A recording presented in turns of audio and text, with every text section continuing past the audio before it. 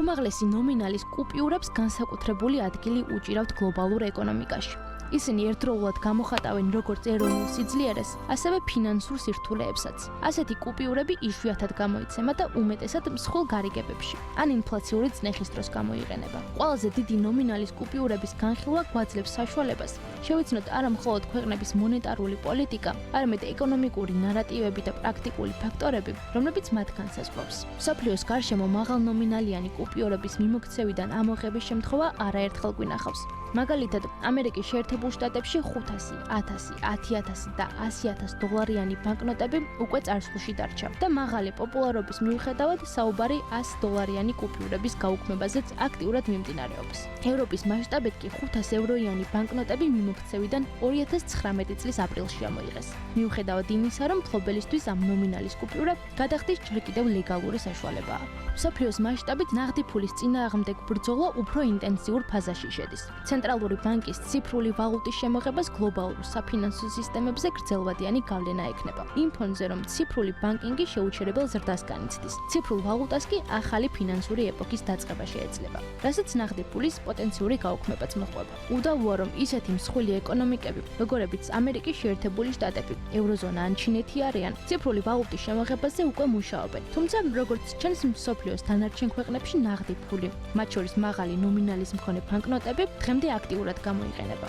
დიდი ხნის განმავლობაში ყველაზე მაღალნომინალიანი ბანკნოტი მიმოქცევაში სინგაპურს ჰქონდა. 10000 სინგაპურული დოლარი როგორც წესი მსხვილი ტრანზაქციებისთვის გამოიყენებოდა. თუმცა, ფულის გათეთრებისა და ტერორიზმის დაფინანსების რისკების შემცირების მიზნით, სინგაპურის სავალუტო ორგანომ 2014 წელს მისი ბეჭვდვა შეაჩერა. მიუხედავად იმისა, რომ ახალი 10000 დოლარიანი ბანკნოტები აღარ გამოიცემა, მიმოქცევაში არსებული ბანკნოტები გადახდის კანონიერ საშუალებად კვლავ რჩება.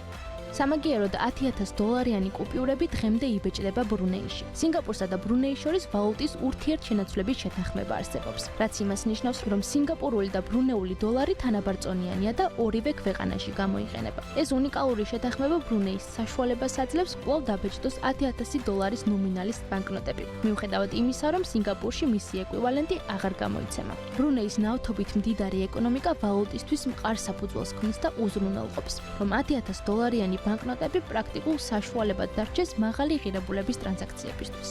სომხეთი, პატარა, მაგრამ ისტორიულად მდიდარი ქვეყანა გამოსცემს მსოფლიოში ერთ-ერთ ყველაზე დიდი ღირებულების ბანკნოტს, 100000 სომხური დრამის ნომინალის კუპიურას. ეს კუპიურა ძირითადად სომხური დრამის გაცვლის მაღალი კურსის გამო არსებობს, რომელიც დოლართან მიმართებით დაახლოებით 400 დრამს შეადგენს.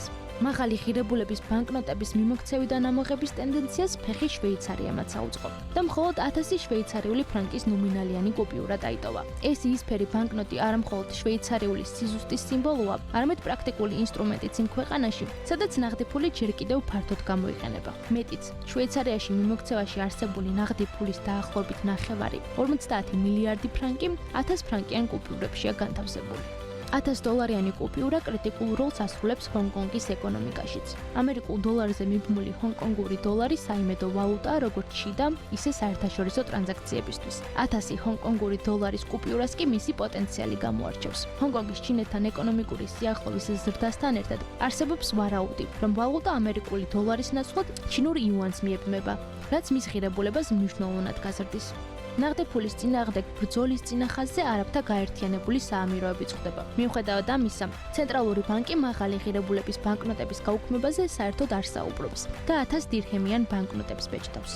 საქართველოში ყველაზე მაღალი ნომინალის ბანკნოტი 200 ლარიანი კუპიურაა, რომელიც ეროვნულმა ბანკმა მიმოქცევაში 2007 წლიდან შემოიღო.